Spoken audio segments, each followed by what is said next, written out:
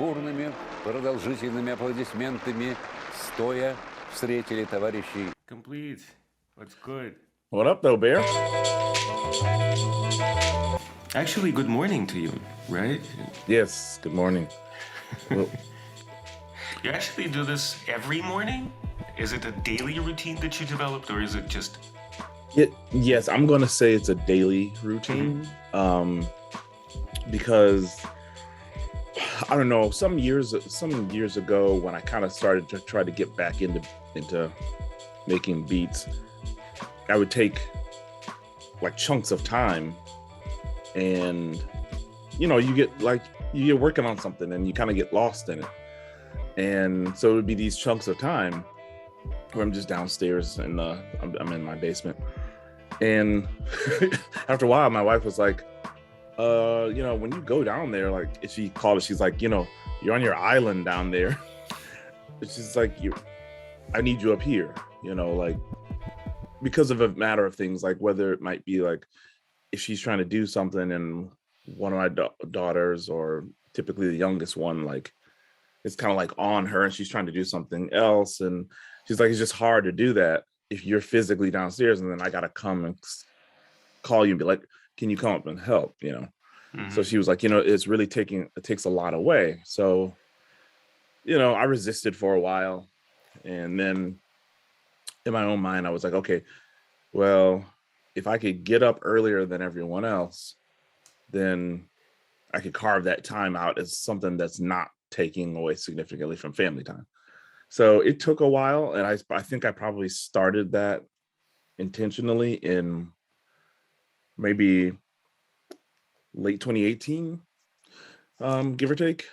And it almost took about like 2 months to develop the habit to like get up earlier, kind of go to sleep a little earlier. But then I got into the habit of it. And so it was like, okay, this is something I'm going to do every day. And it was kind of weird because it's a different way. It's a different approach to making beats for me beforehand. Because beforehand it was like, oh, creatively, I'm going to jump on this. Oh, I heard the sing, I'm going to jump on this, And you try to ride those juices, so to speak. And now it's different because it's like, now for the most part, now COVID disrupted it a lot. And I'm just now I feel like getting back in that rhythm in 2022. But anyways, it's like in the morning, my brain is almost like, yeah, this one we're going to work on stuff. And it doesn't always feel creative, but it does feel like working on music. It's kind of weird. It's almost like I've trained it. So sometimes it might just be working on drum kits or going back over a song, or starting something new, or maybe working on a video or whatever. It's a slow process, but so yeah, that's when I work. Now that the girls are getting a little older, I can dip down for like quick snippets in the evening, but it's funny. I don't come down for like long chunks. Like I might pop down for like 15, 20 minutes or whatever. It's interesting, especially like in one of your posts, you mentioned like you had a target of publishing 50 beats over a year. Yes. Does it mean that you kind of slotted a week per beat generally? Is it? I don't know. I think that, first of all, I've now realized that particular goal is unrealistic for me. Good job doing your deep research, because I'm trying to think of when I made that goal. I feel like that was like maybe 2020, but I think when I made it, I was like, yeah, this is because, and that was also, I think that was also when I was really trying to be like, oh, you got to do something consistent, and I was trying to be realistic about what I could achieve consistently. So I was thinking to myself, yeah, I bet you could do like a beat video post every 2 weeks, and you could probably do like 50 songs and out to like streaming in a year. And I thought that was doable for me, but I don't know, I've pivoted a lot since then for a myriad of reasons. Mhm. And early 2020 has probably changed a lot of our like focus and how we perceived things. So yeah, I don't know. My goals are not that anymore. Um, they've adjusted Mhm. and they change weekly, maybe not Mhm. weekly, but like every couple of weeks. I think I readjust things. I don't think there is, like I said, a benefit in having like a yearly goal unless it's really realistic. Because it Yeah, just feels stupid to yes, fail on something like, oh, this is so long term, and then like a year later, you're like, what was I thinking? yeah. And some people might be able. There's some people who are cooked like that and they can do that, but like I, I don't know. Like I just adjust as I go along. I did make a goal for this year, Hmm. and I thought that it was like less quantifiable and so what I've done in the past. Okay, so like in 2021, well, the end of 2020, me and Dust Mite started working on that album, Hmm. and then it was like, okay, we want this to be an album. We want, we wanted to be more than just like 7-8 tracks. So that was like a lot of like 2021's energy. It Hmm. was like, okay, figuring out what this is and working back and forth. So I realized like I spent all of 2021 up through October for the most part working on that collab album with him, and then did like a Christmas lo-fi EP with a Kabe Kappa. Slaps. Hmm. And then when New Year came around, I was like, do I want to make any music goals? Which a lot of times my answer is kind of like, no, I don't want to, because it sometimes feels cliche. And then after a while, I was just thinking about it a little bit. And there's a homie of mine who actually, he goes by Lamar Azul, and he has he's like deep in the chill hop space. Like he's done a lot, and he's really cool.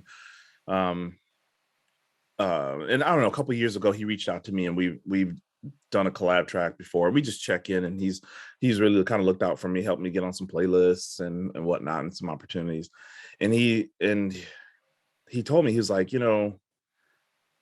he's like, why don't you? He's like, you need to put out more music. And I was like, yeah, man. Like I feel like I don't.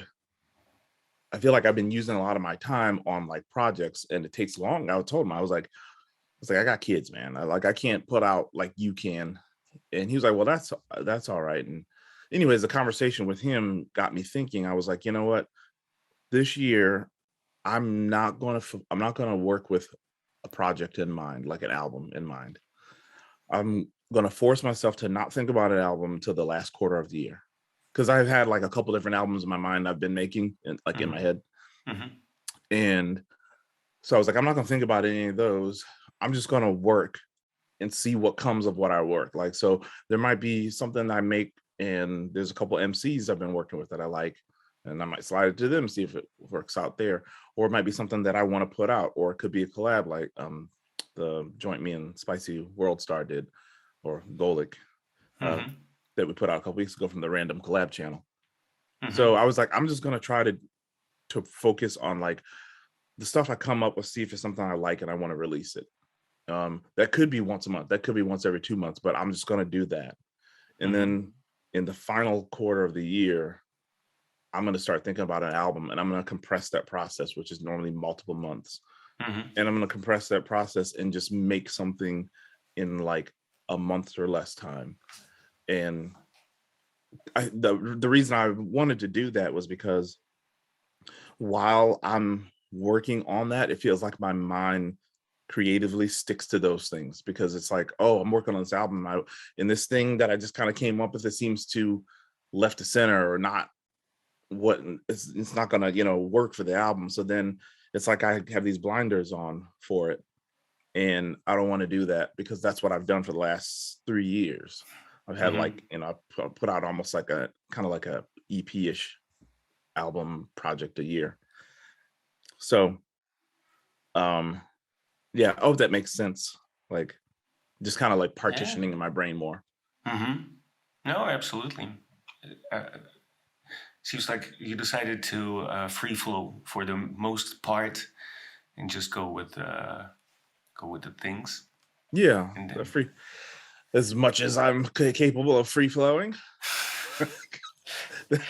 I'm not sure how I describe myself, but a little less, a little less like a little less rigid than what I probably would normally approach things. You know?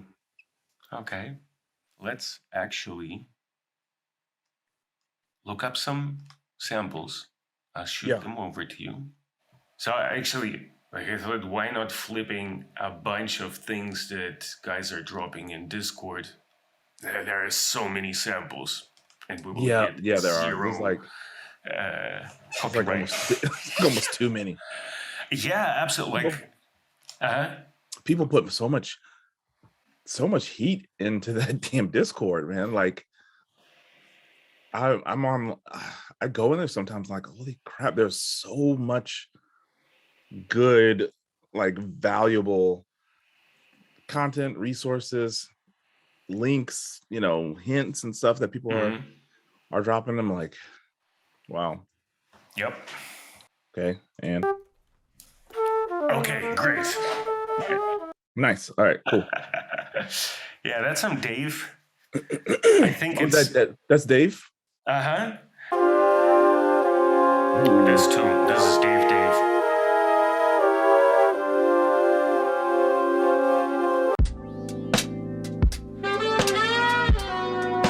Yeah, that's definitely something I cook up.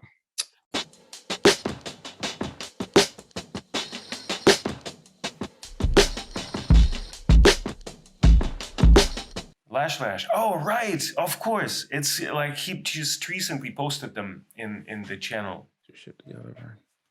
Specialty. That is drums. It's a very angry bass. I know. Like, ooh, keys open doors and pieces. I've yet to use anything from either of those. I've listened to them, and I'm not gonna lie to you. Keys sometimes open doors. Sometimes when, like, when drums puts these things out, obviously they're fucking amazing, right? But because the homies get them on the free, I know, like, everybody's cooking with them right at that time. And there's a part of me that's like, yeah, I don't want to work with that right now. Everybody else is working with it. Like, I want to let that die down a little bit and then me hit it organically. Oh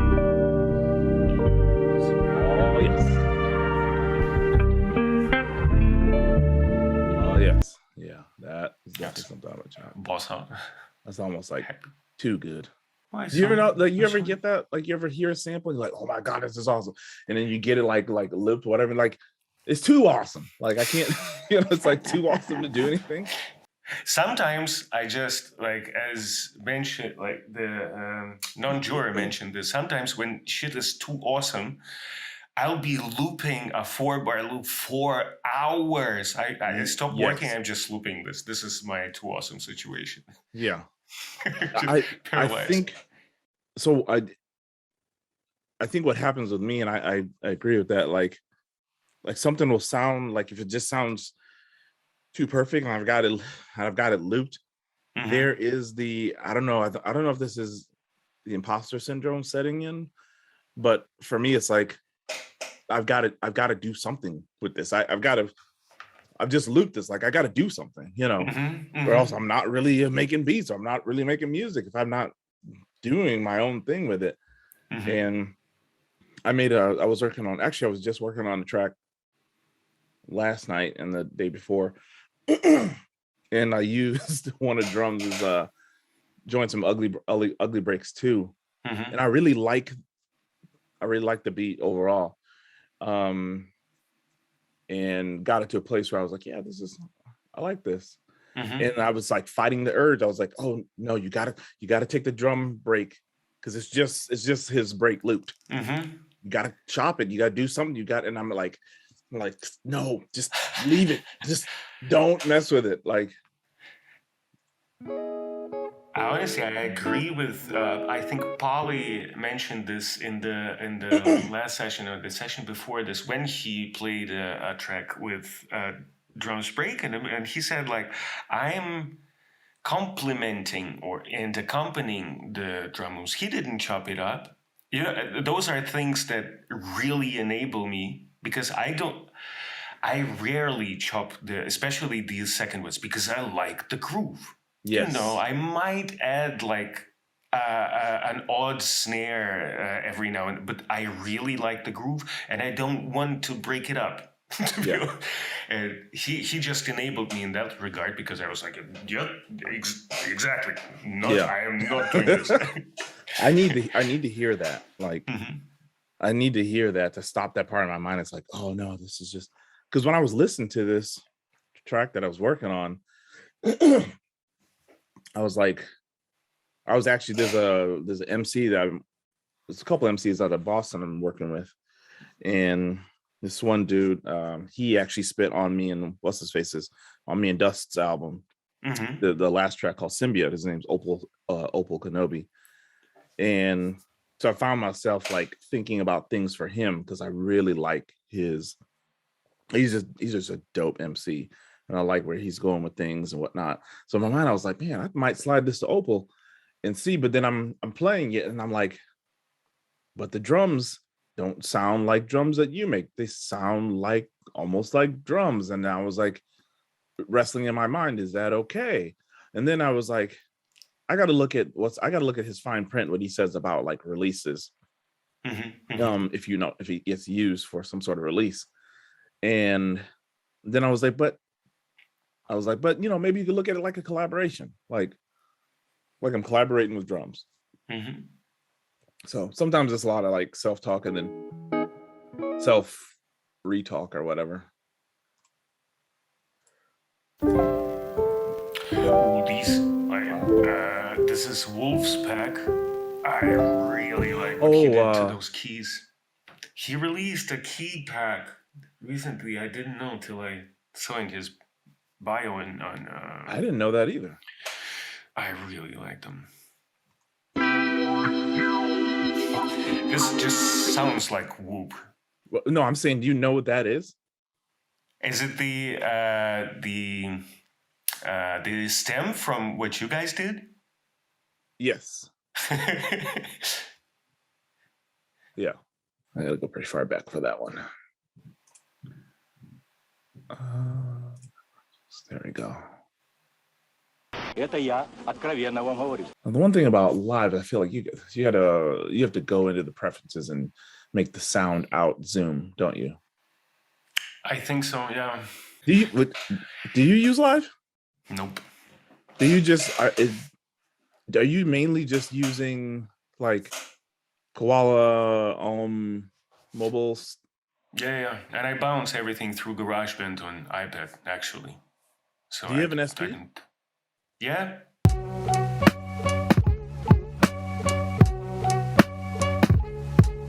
And I think I gotta do preferences and make the output is. Is this is it a templated project layout, or do you open up a new session, start from scratch every time? This is this right here is actually that that track that me and Spicy World Star did. Mm-hmm. But these are the things that he sent me. I'll see if I can. So he sent me a gang of stems. Mm-hmm.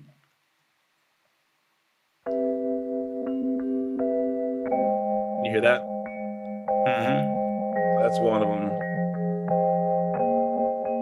Oh, so you mix them together into that the sample, basically. Sounds like a mellotron. So he had sent me Nice.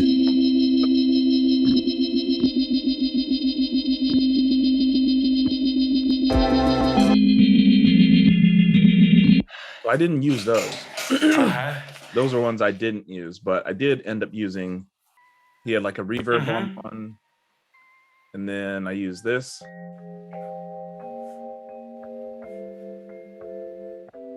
And then this one, oops. And then this one. And then this. So he had that, and he sent me those stems, and I was like, I got a sample that just works with that. And how did you know? Like, is it your yeah, I just heard mind library? I just heard it. Nice. Yeah. Crazy. There was two other things. There's a how familiar are you with MF Doom's music? Pretty familiar. So in he's got terms of like, he is my favorite MC of all times. Pretty much almost the only one that I listen to. Okay. So do you know, were you ever familiar with Capital Steez? A kid who used to rap with Joey Badass? Well, so they were homies like before Joey Badass like blew up. And this was back when he was still doing mixtapes. And Capital Steez was like, in a lot of people's opinions, better than Joey Badass. Very, very cerebral rapper. And he had a mixtape out, I think, called Capital Punishment. But he committed suicide in like 2015 or 2016 or something. Oh, a very young age. But one of his beats, he flows over an MF Doom beat. And the MF Doom beat samples this Blackbird sample. That was the other thing that stuck out of my mind. I was like, it's either that or this. And I pulled the Blackbird sample up because it's like, and the MF Doom song is one. It's like, ding ding ding ding, doom doom doom doom doom.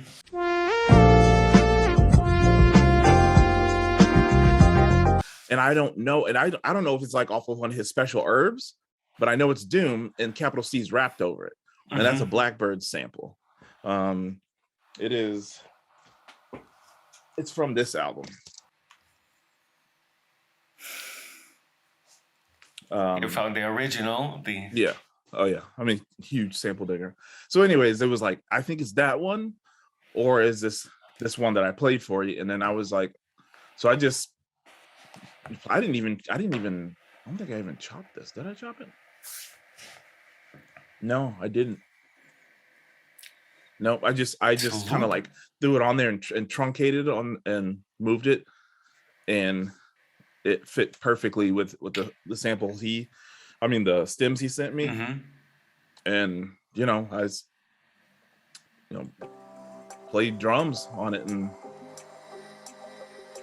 got the shit to make sense,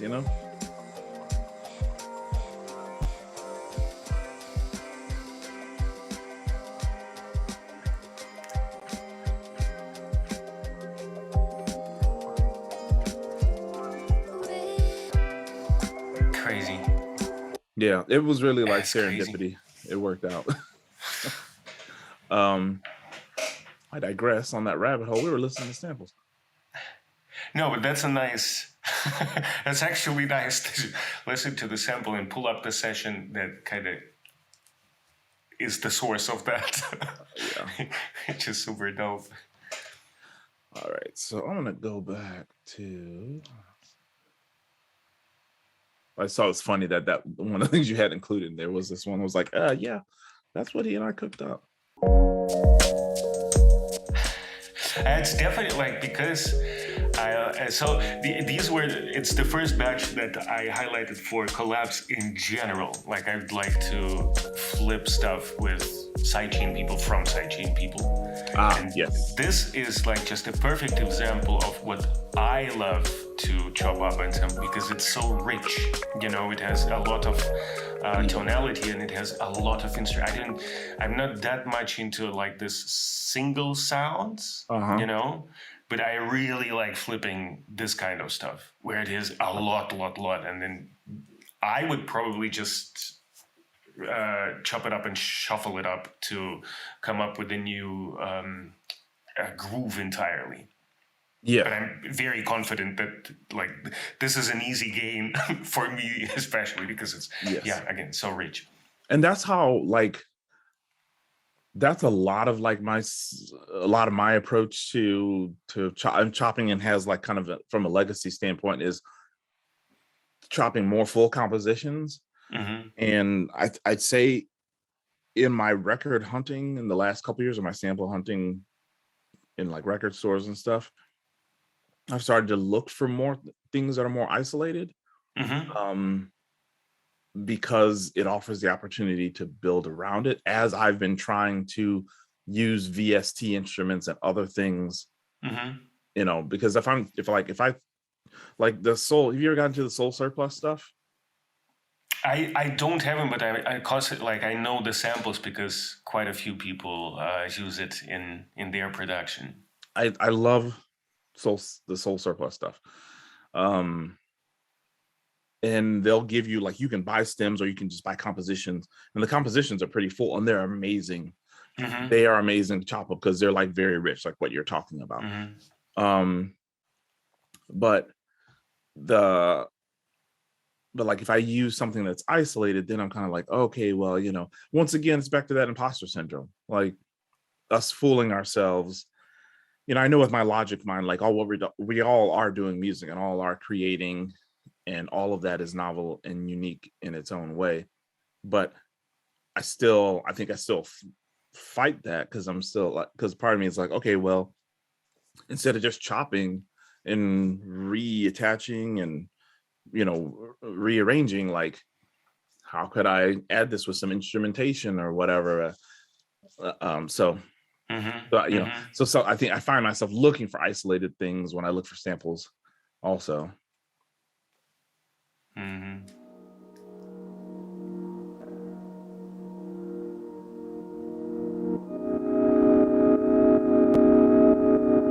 What's this from? Dirty Clouds. So it looks like pieces. I think it's.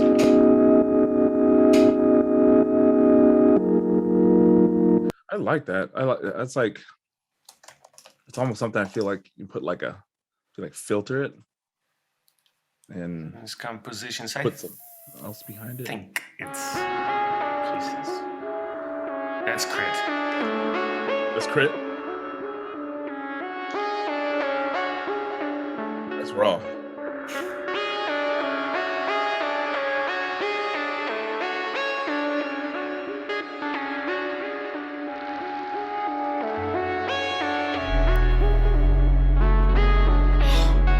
Yeah, Crit makes like, he makes the source material for fight music. That's for sure. Like there's definitely like. Should put it up on his description when he releases a pack. Yes. He's your fight music arms dealer. Like, oh, that one couldn't be loaded either. I really liked this. I like that one. I'm gonna download that.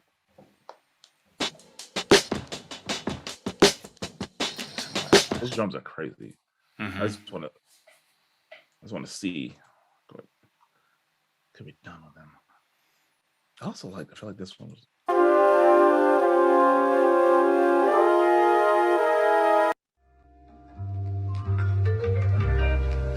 Yeah, it looks like a template, right? So you have your drums loaded in. Yeah. With the selector. So my template has been like a work in progress. Also, also from that whole leaving Slate Digital thing.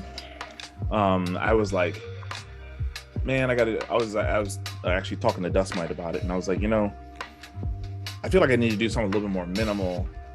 And like when he sends me stuff or just the shit he makes on his own, it just always sounds so clean. And I was like, what do you do? And he's shown me what he, uses frequently. And he's like, I just try to keep it as simple as possible. So this is my simplified version of my template right now. That's what I'm using right now. So basically I got Reactor on here, the free Reactor player or whatever. And I use this TRK07 for, that's not the sound, it's not selected, for bass, just as something to mess with. I like this fundamental bass. It sounds, I often mess with that. And I've got this like kicks group where I'll throw drum racks into there. And then this is from down here. This is from that template that Drums gave us. The one where he was like, oh, all with Ableton stock plugins. So it's that. And then I got a selector with Slappy Drums 3 stuff on it. Essentially another group. And this would be for like everything I throw in here is hats, snares, percussion maybe. And inside another. So I mean, really, these are just bass. And then I have my favorite drum kits here that I pull in and drag in. And they're either the 128 selectors or they're just a bunch of like maybe something like this. Pre-made. Just a rack, right? Yeah, and then I use the what's his face, the octave button on the push.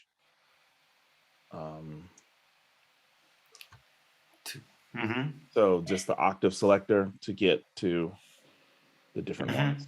Yeah. So yeah, that, and then I throw like a blank audio track on there, pulling samples off the turntable. And that's tucked up under there. And this, so I use Serato Sample for samples mostly.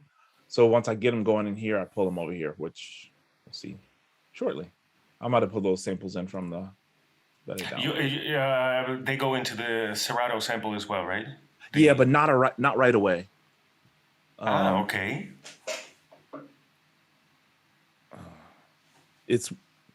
I say it's weirdness, and I think it could be something that was like a limitation that I first found when I first started using Serato Sample, and it had to be a bit of a workaround. But it was weird. Like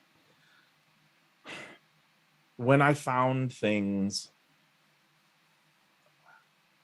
trying to think of a good way to explain. When I would take a sample and just throw it into Serato Sample, I felt that I would be it wouldn't work well with like warping, and like you're kind of like only in that Serato environment. But if you want to use any of the Ableton warping, I do it first, basically is what I'm trying to say. Okay. So gotcha.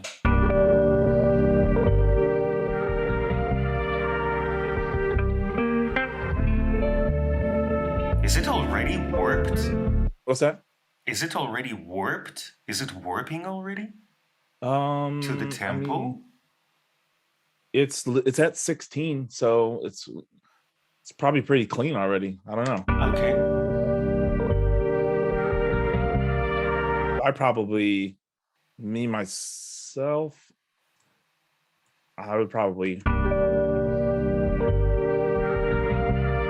or maybe not.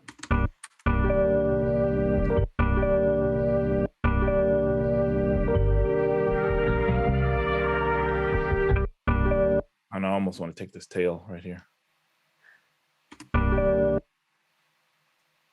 Is that weird? Yeah. See.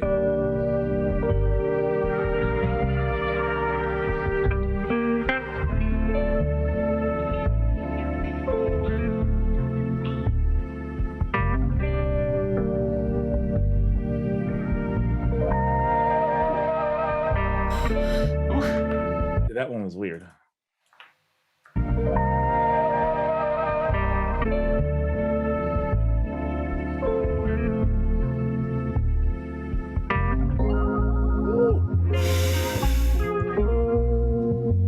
Where did you say you get this from? This sounds like Soul Surplus to me. Bossa posted it. I don't know if he played this whole in or grabbed it from parts or. Okay, so in Ableton, like, and this is a process that I had to find out on YouTube when I started using Serato Sample. And honestly, I've never tested to see if it's changed at all. But basically, in Ableton, you can freeze a track and then you can flatten it. And what I've found is that like the artifacts of what you've done from like warping or like changing the pitch, changing like pitch or anything like that, or gain stays when I drag it in Serato Sample. Beforehand, if I didn't do this part of the process and I'd pull it over, I might warp it and then pull it over. Serato Sample would just treat it like its original one, which is kind of without weird. the settings. Yeah, so it's like an idiosyncrasy, I guess. I don't know. I have found it's weird. Like if I pull in a sample like this or whatever, or more so if I pull in a sample from my turntable, it just calls it some generic name like audio 1.5 blah blah blah blah blah. And then I do everything and then I throw it into Serato Sample and start going away at it. And then I'll work on it, find something I like, and then I'll name the thing. And then I found when I go back, especially if it's been a long time, like months and months or whatever, and I go back, it can't find that sample file. And it's a weird thing with Ableton. I think it's saving that audio file I pulled from the turntable in a temporary file in my template. And then if I cleared that template out, that project is like, hey, where is that thing? So now I've had to change so someone in Discord, someone in the sidechain, once again, sidechain, bring in the wisdom. Someone was like, name your track first before you pull it over to Serato Sample. And then that way it will save whatever you do in that project folder instead of the template folder.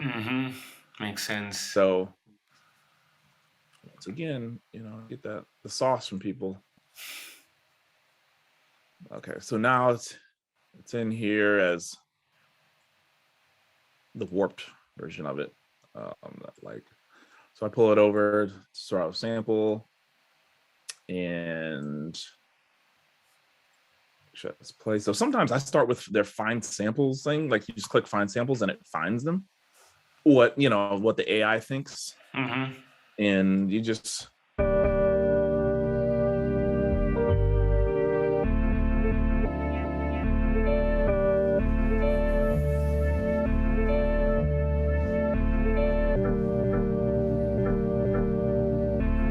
I'll roll with these for a second to see what they're like.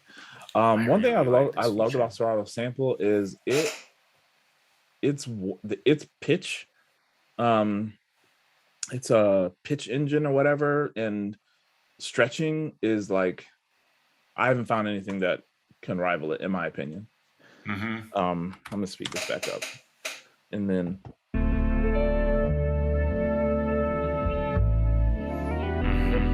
key recognition in there.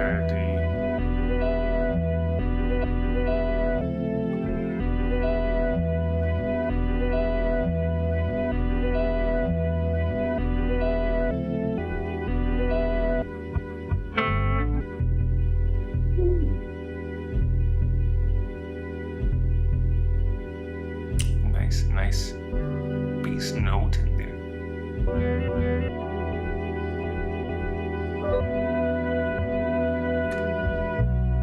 I will obsess over this part of the process forever at times. Like finding the right, I don't know, like finding the right chops is like, you know, because it's and I think that's it. I think, remember when I was talking about the perfect sample? Mm-hmm. Not the perfect sample, but like the ones that are like, oh, this is too good. Mm-hmm. I think what it is like he'll get something and I'm like, oh, I gotta chop this up. And I'll start working with something and they're like, yeah, this is all right, but like there's got to be something better in it. Like, and I'll keep going until I find the better progression. But there was one time I figured it out in my mind, and I figured out in my mind what I like about beat making and what I like about making beats, especially sample based and stuff like this, is like Mm-hmm. I was able to articulate it to myself one day. It's when you sample something and if you prefer chopping, it's like a puzzle. Mm-hmm. It's like you know in your mind that what you have is a nice piece of work as it is, but now you've broken this puzzle up, and when you get to the point where you can put it back together, you know it's going to be potentially better than what it was that you got it from. It's just figuring out the puzzle. Mm-hmm. And that's what I like about it, because like when I figure it out, it feels right. And that's what I like about the process of making beats this way. Like, I mean, growing up, I sang in like show choir and stuff, but I've never been a musician. So my music approach isn't one of like, oh, I'm going to play this diminished 18th or whatever. I don't know if that is even really a chord or not, but like, it's not in my mind. Like, I'm going to do this or whatever. But in my mind, I know there's something that sounds good. Mm-hmm. And I'm trying to get it out. And if I can take this source material and rearrange it to sound like that thing, then that's like the ultimate. So it's almost like it's like putting together a puzzle in which you willingly you willingly broke apart the pieces of something else existing. And I enjoy that process. Sometimes it can be a little bit like, all right, Vern, like when are you gonna when's good gonna be good enough? So yeah, what was I doing? Oh, so I'm gonna see if I'm vibing with these drums or not. I mean, they were dope. Like, will this work for the steel I'm trying to go for?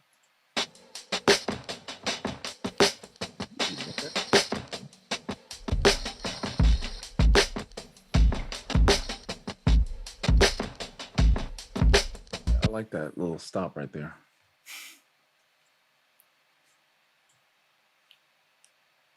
And that's probably a gate at work. It's actually such a nice idea. I really like. I just recently started using gators, for example, on a very simple bass line. So I put down a 4-bar loop, and then I put gates on it. And all of a sudden, I have an endless variation of. I'll put a gate that kind of switches itself up. Oh, so it doesn't stay the same. And then exactly, it starts creating variations of my 4-bar loop. So the only thing, like, I obsess about speed. So anything that I can do quickly that creates variation, especially pushes it towards this random domain, is always like, in my books, it's a win, because I don't have to come up with all the different bass lines. I'm lazy. So the randomization type is, you like that? Like, yes, yeah. I'm big sucker for. I'm gonna have to look into that. Like, for if Ableton has anything cooked into that, like, because I never thought about drums like that, using a gate that varies things. I neither, like, not on drums. I would do this on instruments, like on a lead or a bass. But as soon as Lash mentioned gate on drums, it was like, oh, right. Writing that down now, because else I will forget. Ugh.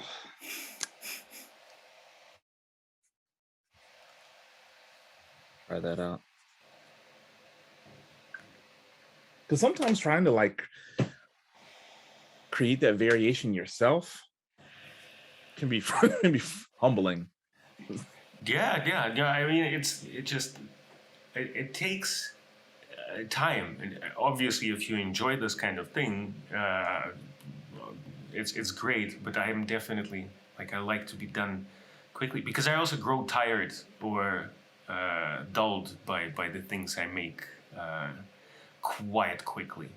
Yeah. Like, you know, this what you mentioned with the samples, picking the perfect variations.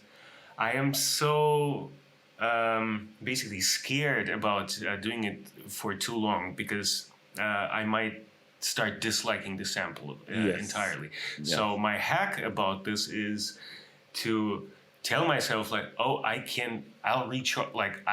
reshuffle this in another beat. Or, you know, if this doesn't work out, I'll come back to this. Or I will make a variation and try the other pads, especially like on MP, it's not as cool as in push where you have like a good monitoring space where you can try out many pads. So it was like 16 pads, and switching within a loop to another page is too cumbersome. So I would like, okay, I'll do this, and then I'll come up with a variation maybe. So I give myself space to not overthink it and not to look for the perfect thing, simply to keep it going. Yeah, to keep in the flow. Yes, yeah. This uninterrupted flow is super important to me personally, because otherwise I get frustrated quickly. I think that's probably a benefit of being like not as DAW dependent, excuse me. Because I mean, like, there's so much here, and there's so much at your disposal. You can go down these rabbit holes. And I'm definitely kind of like guilty of that. And it's funny, I find myself like, so remember earlier when I was talking about how like I just kind of like got into the habit of working in the morning, and you know that may not be a creative time for me or not. Well, I've noticed that I'm most creative, or I get the most creative ideas, the things I want to try, when I'm listening to someone else's music. And that's typically when I'm in the car driving around for work or sitting at my desk and I'm listening to music, a lot of times on like YouTube. And so sometimes I'll make little notes for myself or whatever, but I don't have anything to get those out. I am trying to get a 404 MK2. Maybe keep that on me to be able to like hash out little things. And I think one thing that I like stifled myself with was that like, this is another thing mentally I'm trying to change or break out of. I think I got into this point in my head that where I was trying to see the end game of what this track would do in its finality. Like each time, like, yeah, this is something I would release and try to push this playlist, or this is blah, blah, blah, you know, this is what the video would look like. And I have to remind myself of what it is I enjoy about beats. I've started making beats in 2004, and that started with a friend who gave me Sony Acid Pro and SoundForge. I don't know if you're familiar with those. I think they still have them, but somebody else bought them now. It's no longer Sony.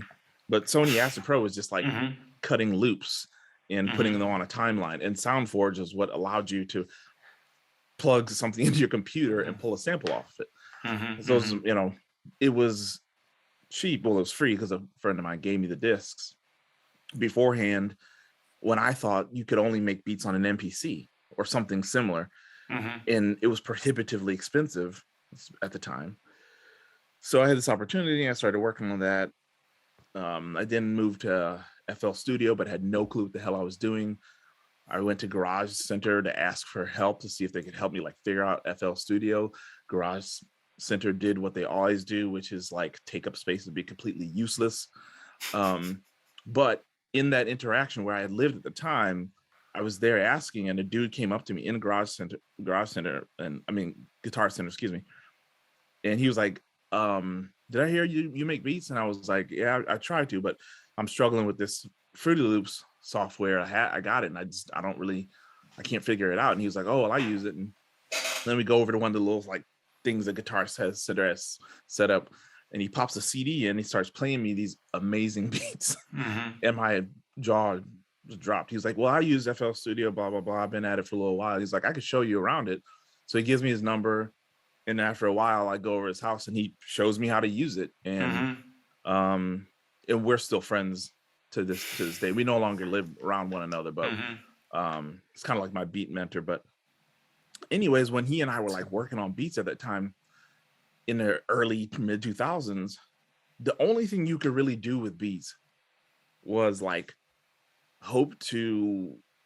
either hope to give them to like a local rapper and try to see what they could do with them, or get them to the point where you could like maybe get it heard by a label. So it was really nothing to be, I mean, just those two things. We didn't have the platforms we have now. And so I was low-key trying to kind of do that. But after a while, I was like, this is unrealistic. Like, I'm not going to be in Ohio and, nowhere near the coasts and make a career of this. I'm not going to, and that kind of coincided with the birth of my first daughter. And I stopped making beats for a little bit just because it was prohibitive. And then when I started to get back into it a little bit, I would, dabble and do some chunks of work. And I had a friend of mine, I grew up who lives in LA, who wanted me to make music for him, but I was making stuff that I didn't really like.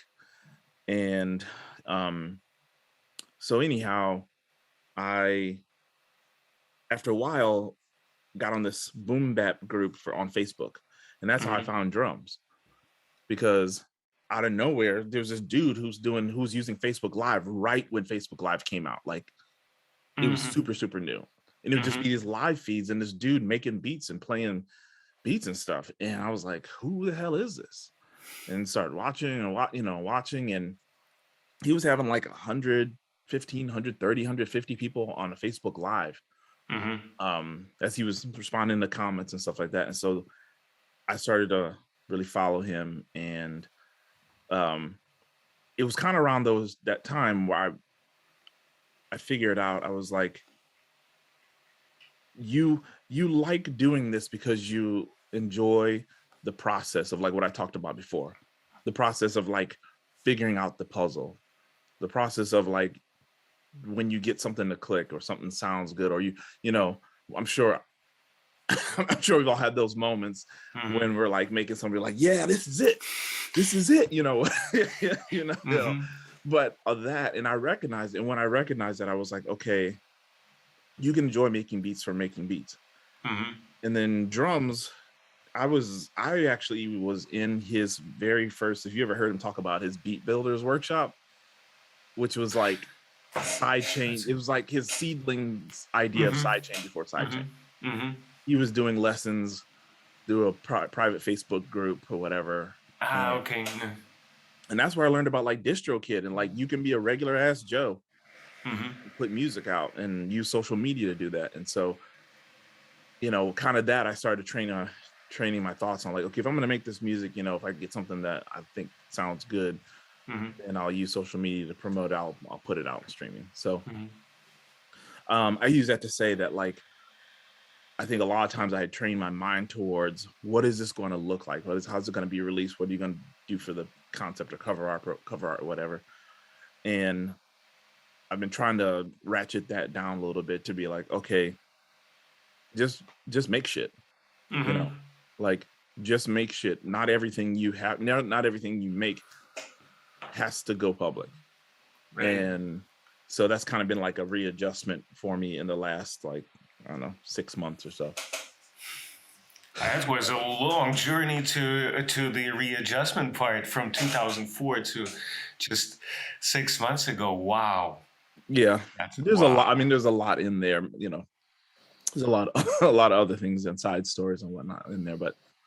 Um, but yeah, it's interesting to be in. It's interesting to be in Sidechain with some of the younger cats who they've come into beat making fairly recently, but then like juxtapose that with people like uh like Cryptic, and who's like, in my mind, like tertiary hip hop royalty, you know. And him, you know, him clearly being in the game, like him starting the game back when I was like a kid and just loving this music, and him like being a contributor early on then, or like Mac Thorne and, you know, James too, like the kind of the heads who've been around before, like well before the DAW era, and seeing that and like seeing and having some things in common with them, but then seeing some of the younger cats who've only come into it when there was DAWs, you know, and whatnot. And, Who grew up on Serato, basically. yeah, Or started with Serato Sample. yeah, That's like their home. and that's the beauty. That's the beauty of Sidechain, that there's a lot of different stories. It's a huge mosaic of people doing what we love, and showing that like you can have all these different people doing different shit and learning, and the energy be, you know, be love and be promotive and giving. And like, you know, I know that somebody was talking about it recently in one of the Zoom sessions, but it's like, it's bananas to think about the game that Poly exposes us to and puts, you know, I mean, a real ass industry person, you know, who's recorded with, you know, in real ass industry settings, working with and creating with a major high quality audio hardware and software company, and letting us have peeks into that, and then like, you know, giving us a heads up beforehand, or letting us know what's coming down the pike, and then legitimately listening to us and going straight to his people and be like, you know, that's crazy. Like, that's, you know. Yeah. So another part of my template is something that I could not get away from is these buses that, like, I think that's definitely a legacy drums thing. Is so I've got like multiple buses here that I send stuff to. This one right here is a drums. I think drums called it Drums Dirty Room. This is what he called it. And this is all like kind of like some distortion stuff, some tape emulation stuff that he has, that he was just using in that template as like sending drums to. I send some things to there. I just started using this one because I just made this template like maybe 3 or 4 weeks ago. But what I have been using is a series of, so this I kind of, Dust might put me on to. This is a little bit what he does. So it's a low pass send chain with like an EQ that you can like carve out some low stuff. And then I got low air, which is like equivalent to, I think there's like Earth in the Slate Digital stuff. There is Voice of God, I think, in UAD, which is no. Was it Voice of God? It might be Voice of God, I forget. What's one that Drums loves? He always talks about. It's like, it's a low end, you know. Low air is from Waves and not quite as good, but it does job. And then a glue compressor, and then a utility to do some bass mono. So I sent some stuff to that. And then I have a similar chain that Dust Mite was saying, like kind of getting a bit of a Haas effect. So this is what I send, like samples and maybe instruments to. And there is a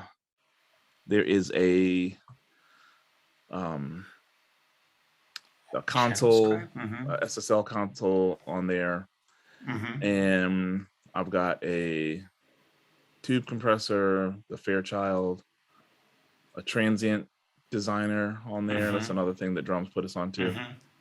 and then this UAD Cooper time cube, which is a kind of a cool delay, and then a glue compressor here. And so what is what it I'll start sidechained against? Sorry, so what I typically do here on this one, on this Hodson, I will sidechain this against the sample. I'll be sending the sample to this bus. And I sidechain against the kick. Okay. In this instance, right now, since I'm using a break, I'll probably make a ghost kick. Hear you. And then turn it down. And then I've got a bus for kicks. That's into, and this is I use a little bit when I'm using a break, but not quite as much as if I had them individually. Because then I would just send the kick here. It's in the, but I got transient designer on that. Some EQ where I cut this like little dip here and then play around with that. It's Bear, which is like this is a free version of Sausage Fattener. Okay.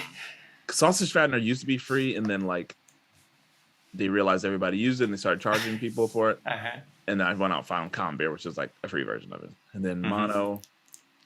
And then on the snare and the hi-hat, it's very similar. I just have some carve out low end, and then this Cooper time delay. And then for this hats, same thing, except I added another transient designer. So that's kind of like that's an artifact I picked up from drums, where he was like, I don't know how much he, because he's always changing his approach, but he was definitely heavy into that and like using those buses to color things as you send them to it. So basically I sent this joint to this dirty drums, and I'll probably send a little bit of the kick there and a little bit of the variation on that, just to see if that does anything.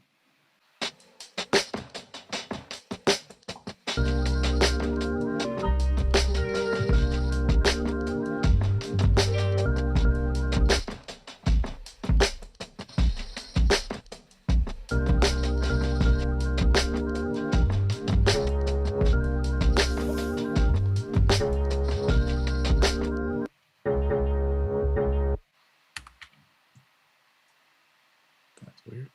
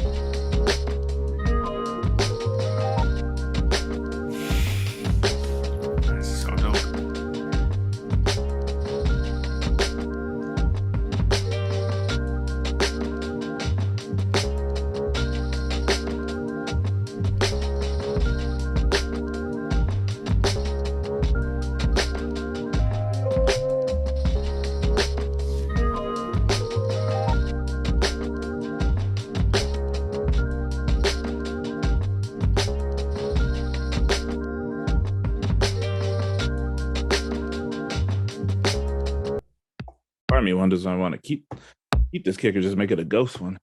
I'm gonna see if flattening in this will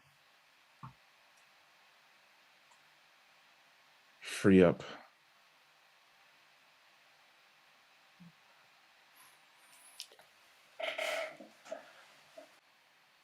Let's see this. One group. There we go. Maybe it won't.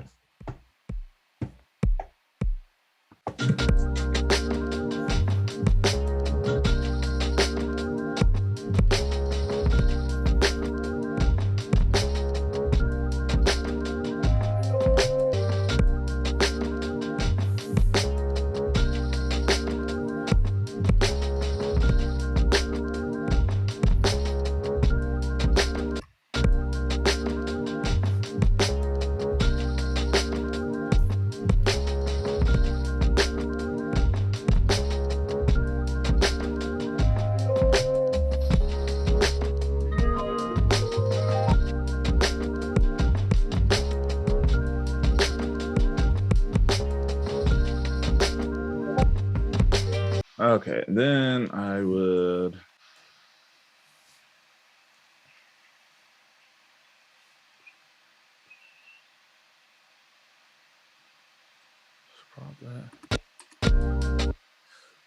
So one of the things, another one, like what I said about like a lot of times Sidechain the sample. So one thing that bounced back and forth is I use this. I think this is a Max for Live. If you're familiar with Max for Live's like you know crowdsource stuff. Coding. It's called Duck Buddy. I like it. It's used for sidechaining. It works a little differently than like some of the typical sidechain stuff. But so I can sidechain the actual sample to, let's say I'm calling this.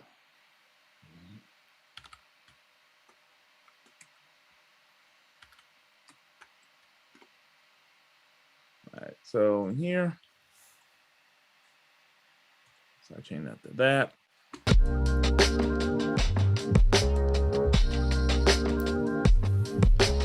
But I also would send it here. I'll see if it doesn't mind if I turn it on.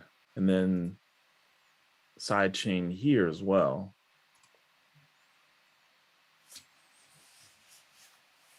Off of this bus.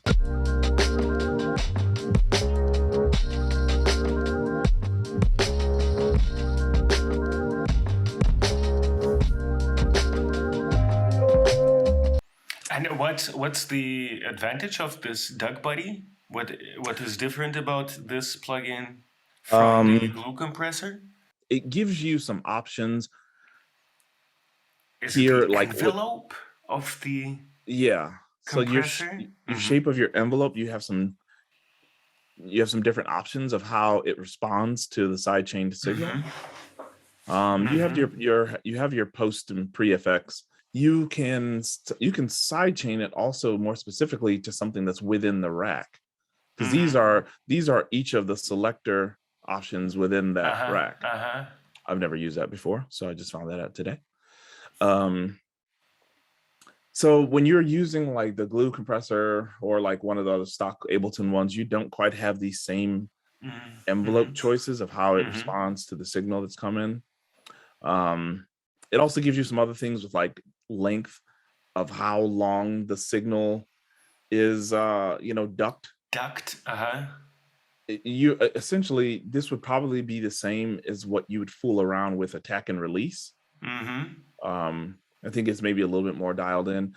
I switch them back and forth because sometimes I use the Duck Buddy and it doesn't sound as good as using the glue compressor, and then other times it will. Also, I've noticed, I haven't quite figured it out, but I have noticed that Duck Buddy responds differently to ghost notes. So I think the next thing, well, I'm also curious about this one here. All right, so we can reduce that. We can tuck that to the side.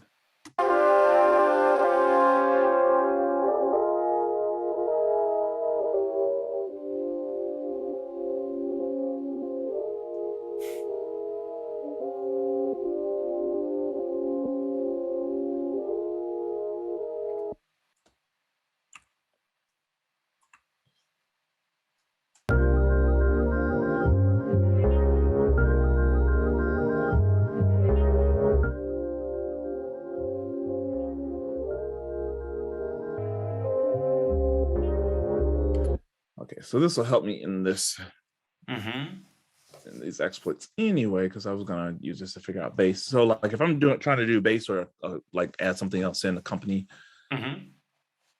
wise or whatever, I use Mixed in Key Studio, and it tells me now, so I can break it down just like to get the most prevalent key. Okay, so it says C minor. So now this one takes a little bit of doing and finagling, but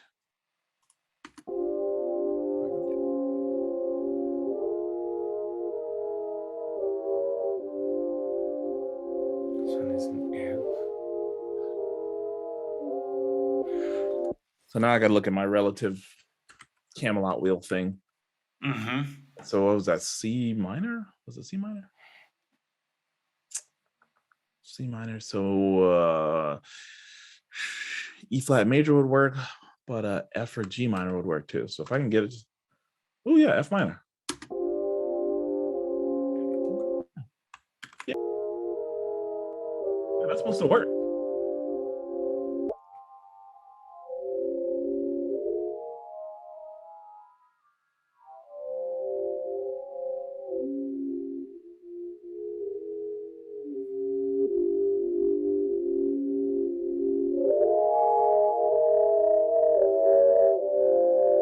Yeah, I don't know how I feel about that. Were you looking for a pocket within the sample frequency range to tuck it into? Yeah, I was looking for something that was like maybe like if I filter out the high end, like something that might sit almost like a drone. Mm-hmm. Like I probably could get that if I were to like drag it out more. Just trying shit at this point. Mm-hmm.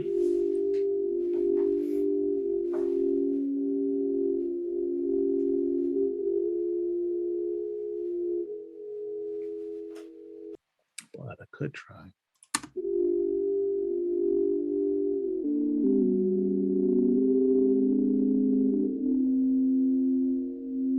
Oh, those sound good to me. They sound a little too harsh. They would bug me. Actually, I'm gonna try something else that I'm often used to. I'm sure you've heard people talk about arcade. Oh yeah. I never used one, but I see a lot of ads for those. Not quite the drip, but enough. Some bass lines. This is arcade is crazy. Like it's a really deep resource, but it's subscription, and I totally forgot that there's some low end in the sample. So Right. So I'm gonna duplicate this. Isolate. And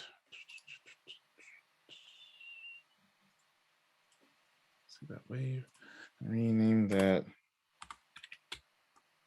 low end. And it's for sake of organization. Pull it back here. So then I would do basically.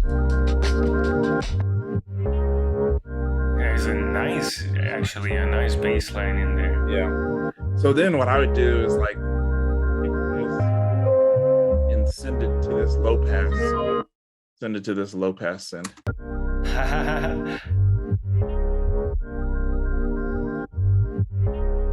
I'm gonna carve out some stuff.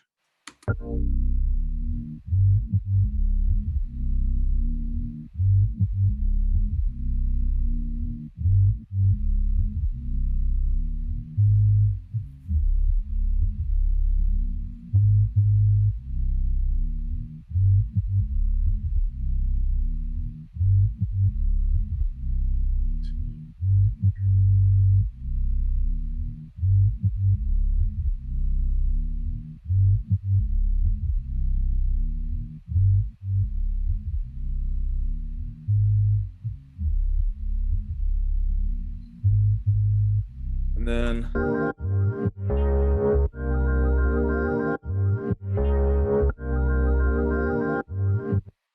on this one, I will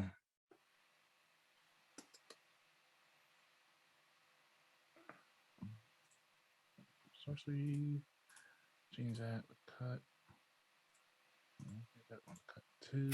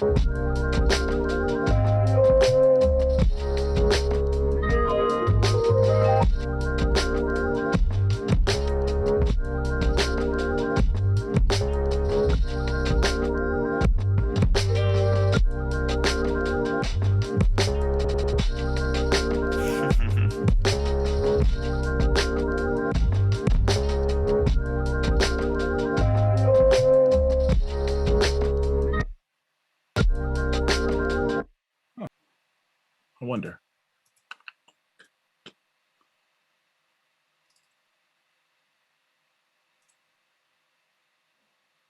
Sidechain that to the kick.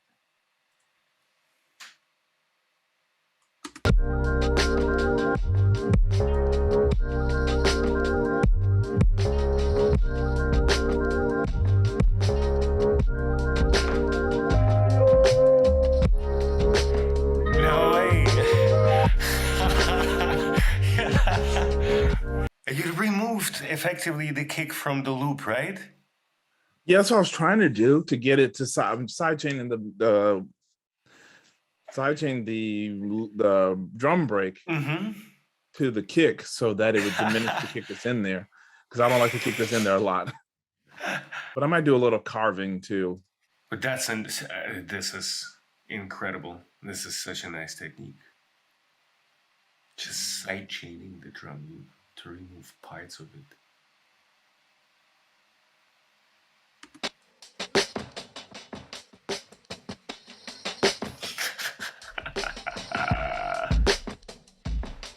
Okay.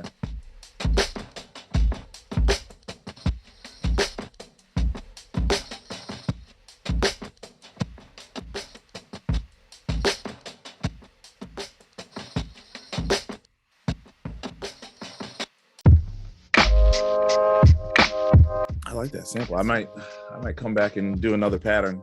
Find something else. Sometimes it's like, do I just want the beat to stand on its own? That's a unique thing about, like, for instance, like just like in Sidechain, like when we play beats and whatnot, it's different making a beat that you intend to play for other people and you want it to stand alone. Because sometimes you got to put more variation in it or more whatever, or else, you know. But sometimes if you make something in mind for an MC, you got to give them space for their voice, because their voice is an instrument too. So sometimes it's got to, like, oh, you got to, you know.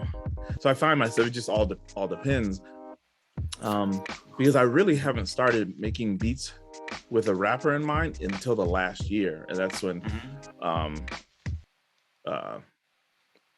a couple of these MCs out of Boston, which actually I got to know them through Dust Mike. And some of them have come to me for beats or whatnot. And I got a nephew who raps, and sometimes I send stuff to him. And sometimes, like, the pattern that they might put bars over, it's got to, like if I'm getting a chop, like I might, you know, it's like, maybe I should do something that's a little bit more, you know, a little bit more subdued, so that they're not fighting like the.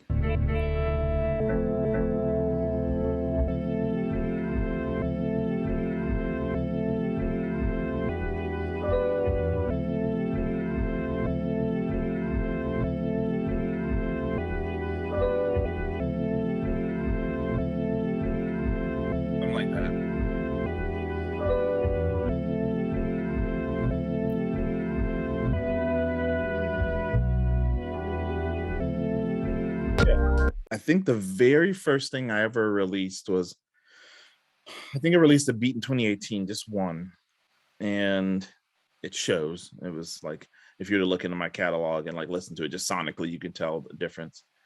And then I put out my first EP, which was one I called Until the World Stands Still. And that was in 2019.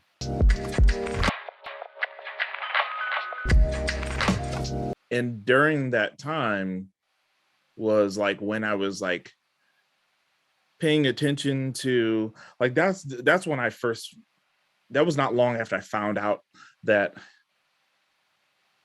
people were calling lo-fi a thing. Mm-hmm. You know, Mm-hmm. like Mm-hmm. I actually I actually stumbled on it by this kid named Joji. Are you familiar? Mm-hmm. He's it's weird. He used to be like a viral YouTuber, Mm-hmm.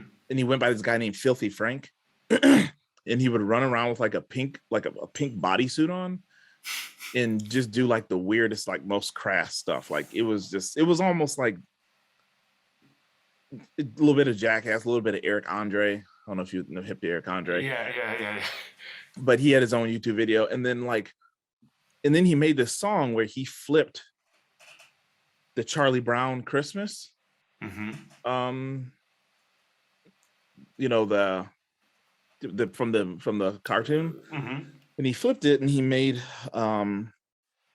this kind of like, I'm just like low, dirty type of somber beat, and he was doing a little bit like weird singing over it. And I'm not sure, I can't even remember how I stumbled upon it, but I did, and I was like, I really liked that. I was like, man, this shit's kind of dope. And that's kind of when I started, like, that's the first time I had heard someone use that term. Mm-hmm. The first time I heard use the term lo-fi. Uh-huh. And I started to kind of go down a rabbit hole, like what is this? And I also found out about vaporwave at that time. I was still trying to figuring out what that exactly is. Me too. I don't know if you partake in the arts of the leaf. If you ever do, Google Simpson wave and I will. Strap in. Let me just tell you.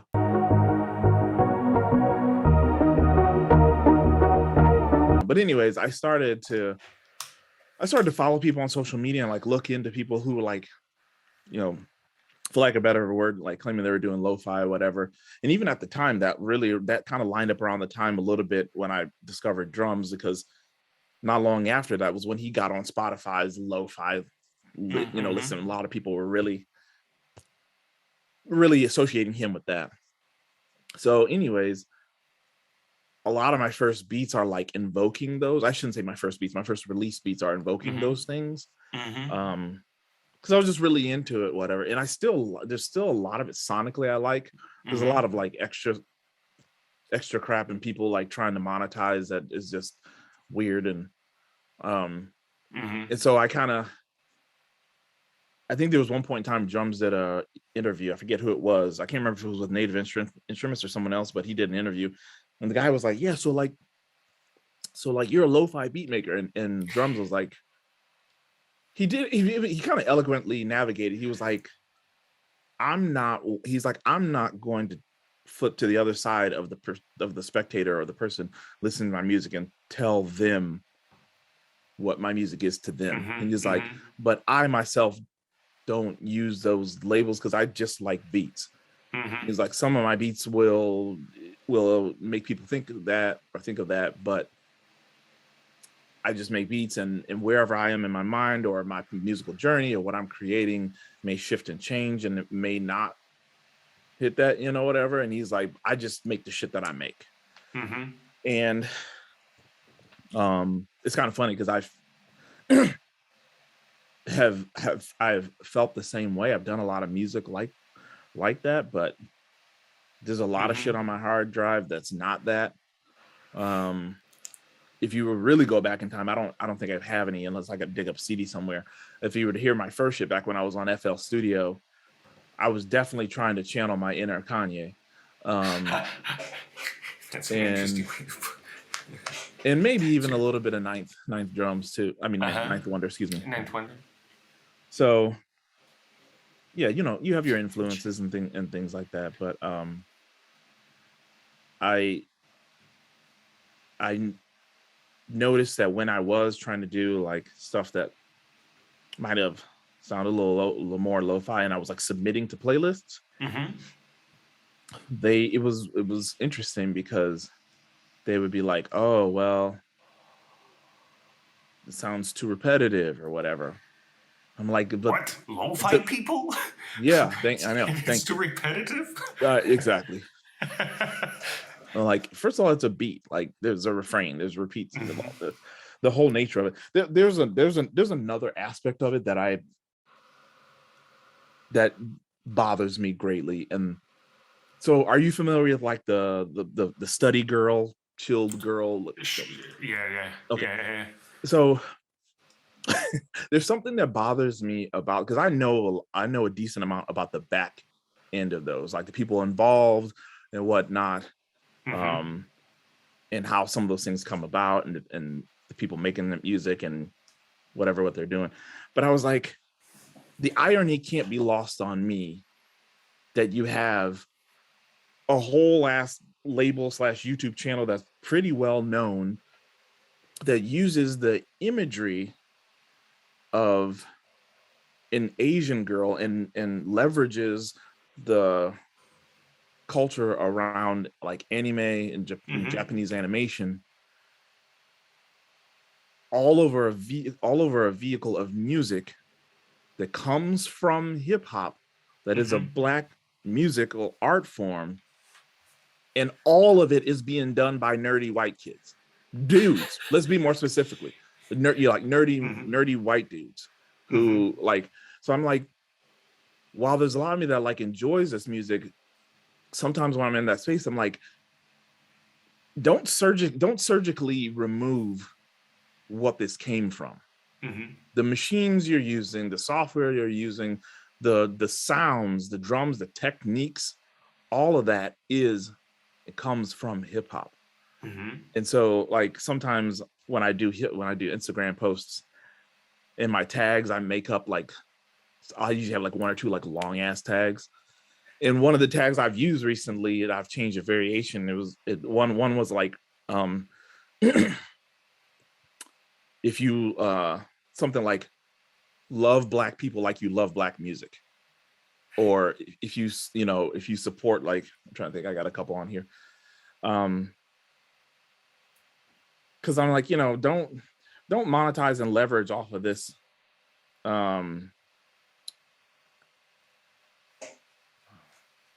don't leverage off this shit, and then but not like not recognize where it comes from. Well, I mean, again, I don't know enough, but the people that I know in the lo-fi scene are white dudes from Europe, even. Yeah, even more. Super Yes. interesting. Yeah, it's heavy in Germany. Like, there's a huge contingency in Germany.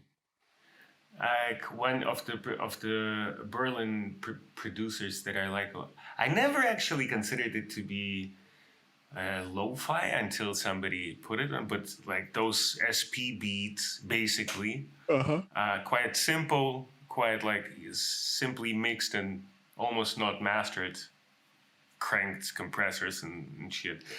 I liked that before, or like I became aware that this is what lo-fi is after listening to that music for quite a while, and then somebody said like, well, that's the lo-fi. So, well, okay. I guess lazy beats. Yeah. Oh yeah. Is what it is. That's like a subgenre of like lazy. So sometimes it feels so contrived, and then other ways I'm just like, it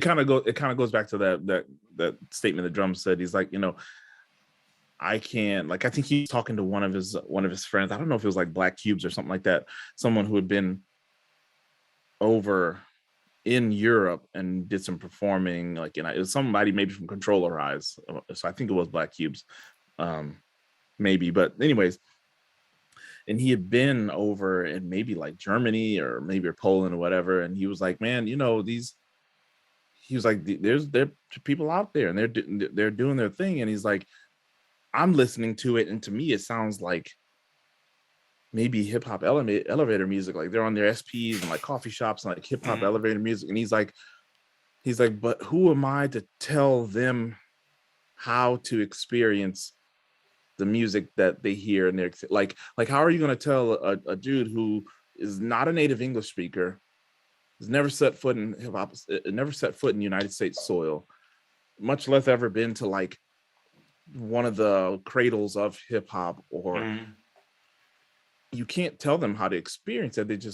They're going to experience it how they're going to experience that, you know. And I know that's sort of like that will rub some people the wrong way. And I know like the whole old head hip hop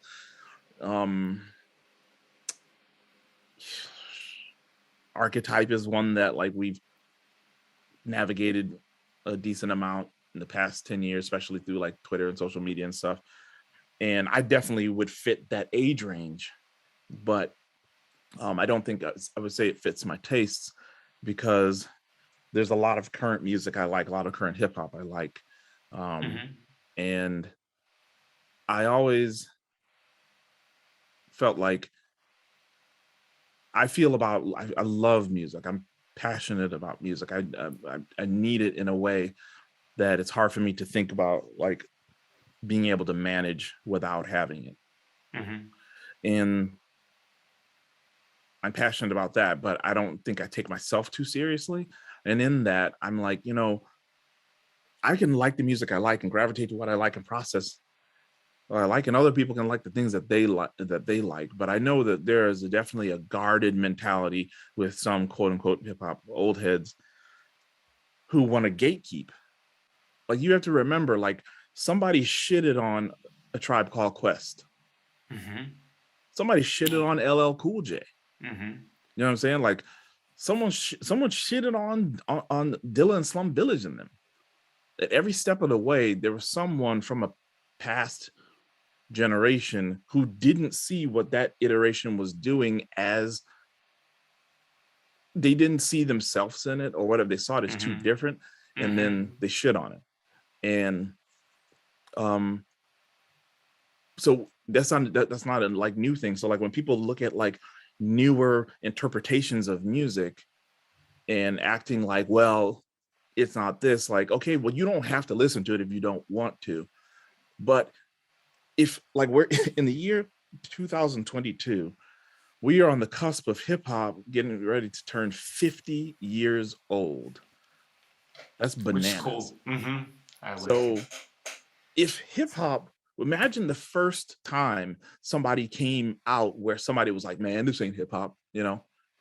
Like, imagine when like when, I don't know, when Run DMC was doing some shit, or, you know, or when Gangstar was doing some shit, and somebody old was like, man, they don't know their roots or where they come from, or they don't blah, blah, blah. They don't, you know, this isn't.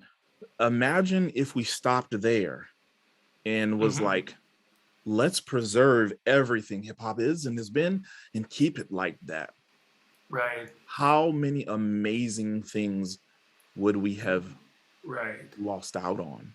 Right. And so I'm a very sonic person, so I like things that sound good to me before the content permeates. Like, if it doesn't sound good, I can't listen to what you're saying. It's just hard.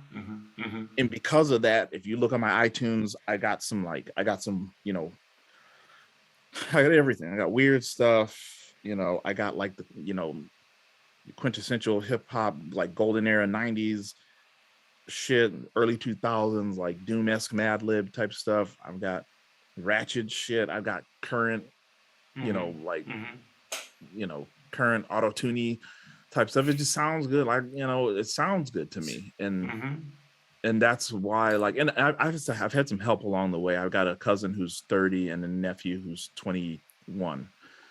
And I talk hip hop with them a lot. And that's how I've like, but I've taught them about my era, you know, the era when I was young, and put them on the stuff. And it's kind of funny. I got my nephew, so he raps, and if you were to hear him rap, it would definitely invoke kind of like a XX Tentacion. But he's very much like, he loves Dilla and Doom and Madlib, and he got that from me, you know. And And so it's funny, he started making beats about maybe a year and a half ago or so. And he played me some beats last time I saw him.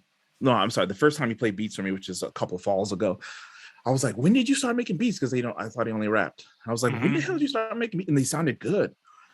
And I was like, when did you start this? And he was like, well, about maybe like 4 or 5 months ago. And I was like, man, why didn't you tell me? And he was like, well, uncle, he was like, I had to wait till I got to a point where I could like play you something. He was like, I learned all this stuff from you. I'm not about to play you something that's whack. So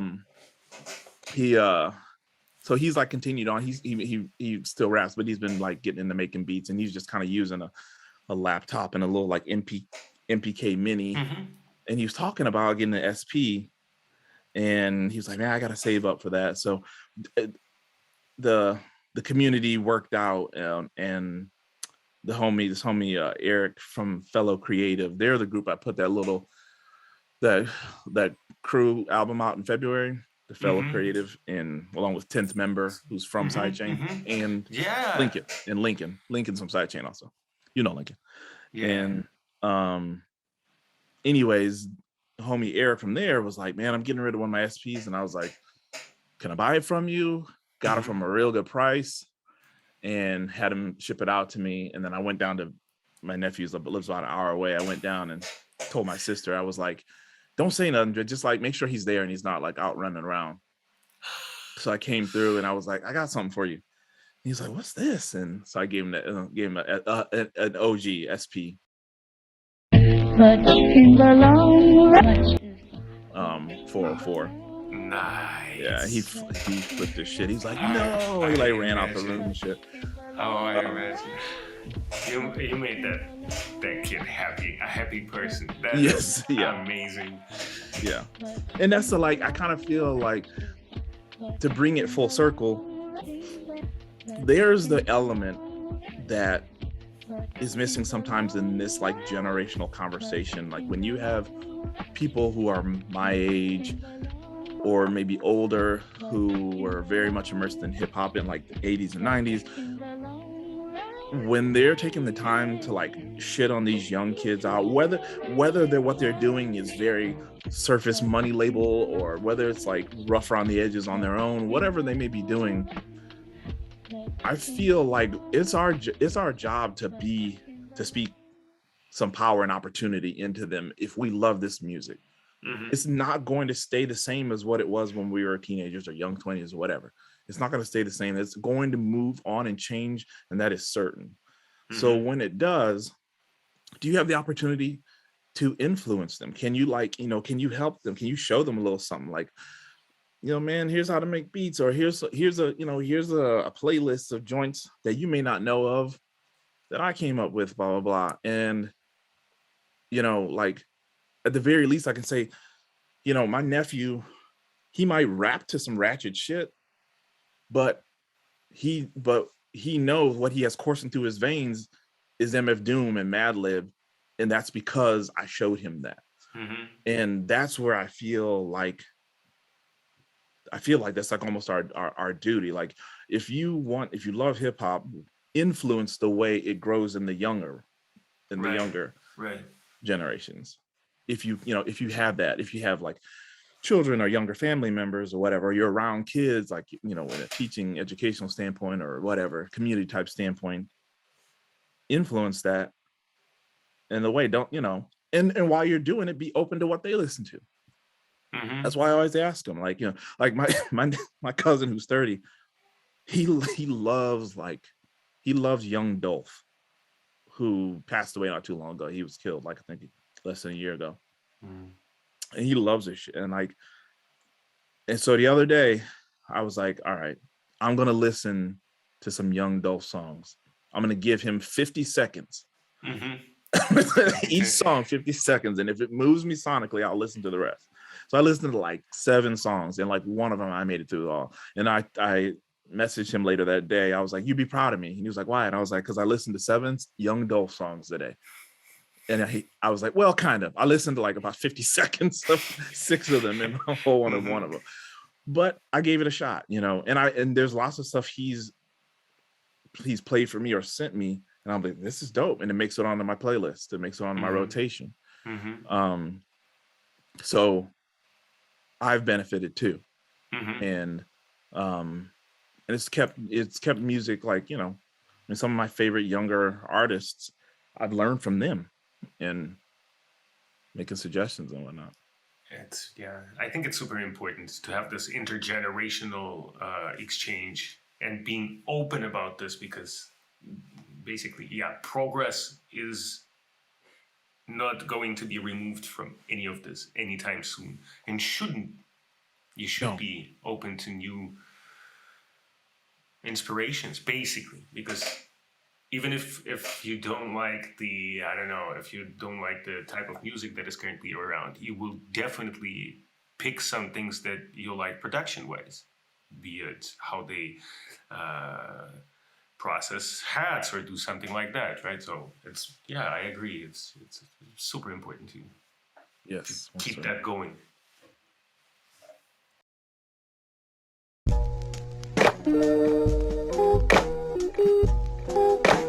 Again, thank you so much. This was so dope.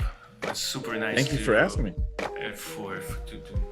Thanks for letting me be the fly on that wall. That was very, very interesting to see you work. Again, thank you. And All right, Bear. Have a good one. I'll see you. Peace. Cheers. Peace.